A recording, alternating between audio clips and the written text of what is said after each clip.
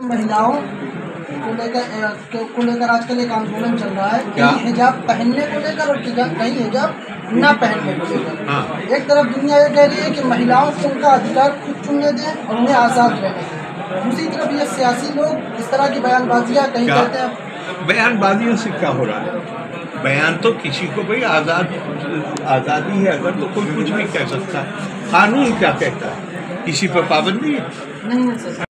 तो फिर काहे के लिए उसको इशू है? यूनिफॉर्म सिविल कोड के लिए गुजरात में अभी इंतखाब हो रहा है, वहाँ पर ये बिल पास हुई है। कोई बिल पास नहीं हुई, उन्होंने कहा कमेटी बने। जो बातें आ रही है सामने, उस पर क्या कहना है आपका? यूनिफॉर्म सिविल नहीं, आप यूनिफॉर्म सिविल कोड से क्या समझते हैं? सर, मैं आपसे पूछना चाह रहा हूँ। बाबा पहले मुझे ये बताओ ना कि आप यूनिफॉर्म से बताएंगे सर को हम। नहीं, आप तो मुझसे पूछ रहे हैं कि उस पर मैं क्या कहूँ, लेकिन मैं ये जानना चाहता हूँ, जब आप यूनिफॉर्म सिविल कोड कहते हैं तो उससे आप क्या समझ रहे हैं कि क्या होगा यूनिफॉर्म सिविल कोड? वो बताइए तो बताऊँ मैं।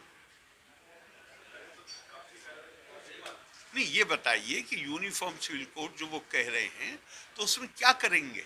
जी सर, जैसा उनका ये मानना है कि सबको एक साथ सिविल कोड नहीं, एक साथ से एक साथ पहनावा होगा, शादी ब्याह होगी। ये अगर ये सही होता जो आप कह रहे हैं, तो हिंदू कोड बिल कब से लागू है?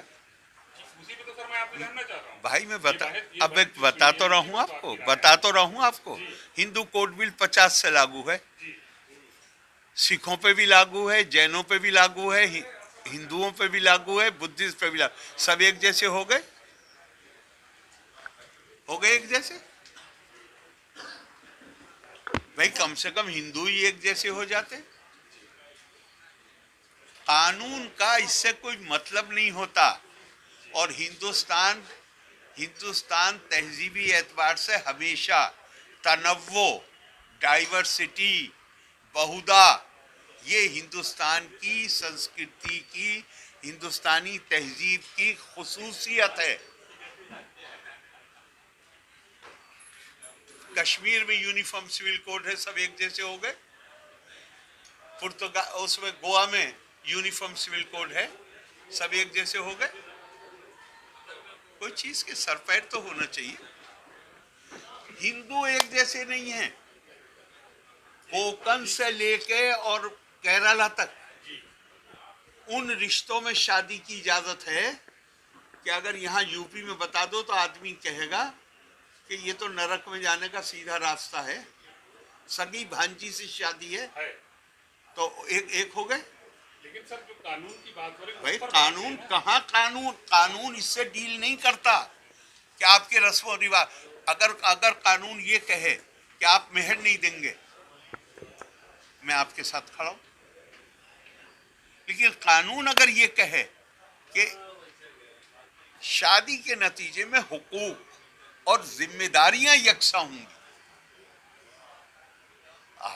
आपको निकाह करना है, आपको फेरे डालने हैं, आपको गुरुद्वारे में शादी करनी है, आपको चर्च में शादी, ये कानून का काम नहीं है बताना। ये जो आप कह रहे हैं सब एक से जैसे हो जाए, ये बिल्कुल साजिश के तहत लोगों के दिमाग में डाला गया है। एक कानून का काम है ये कानून, और वो भी हिंदुस्तान जैसे मुल्क में जहां हर 16 किलोमीटर के बाद तो बोली बदल जाती है, रस्म रिवाज बदल जाते। या कौन सा कानून है दुनिया का जो सबको एक कर देगा? भाई ये इसीलिए तो कहता था इसको स्टडी करी। एक कानून लागू है हिंदुओं पर, बुद्धिस्ट पर, जैनों पर, सिखों पर, वो उनके रस्म रिवाज एक जैसे हो गए? नहीं, खुद हिंदुओं में एक जैसे नहीं। कानून का ये काम ही नहीं।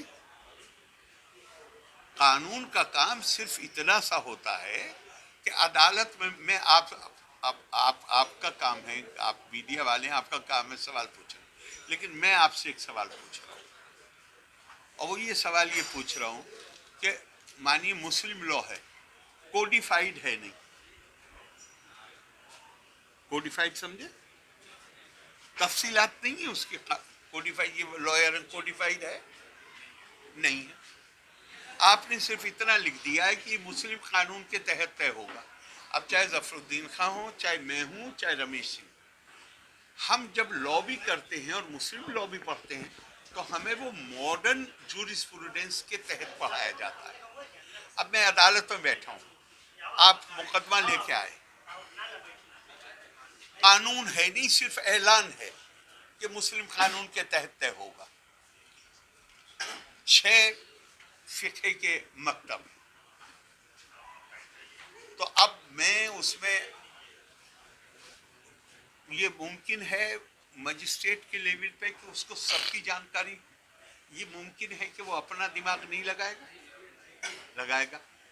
अब उसने फैसला दिया, आपके मुताबिक फैसला है तो आप कहेंगे ठीक है, आपके मुताबिक नहीं है तो कहेंगे दीन में मदाखलत कर रहा है। तो आप एक कोडिफाई करके दे दो ना, बार बार गवर्नमेंट ने कहा है। कोडिफाई कोई कर नहीं पाता, क्यों नहीं कर पाता?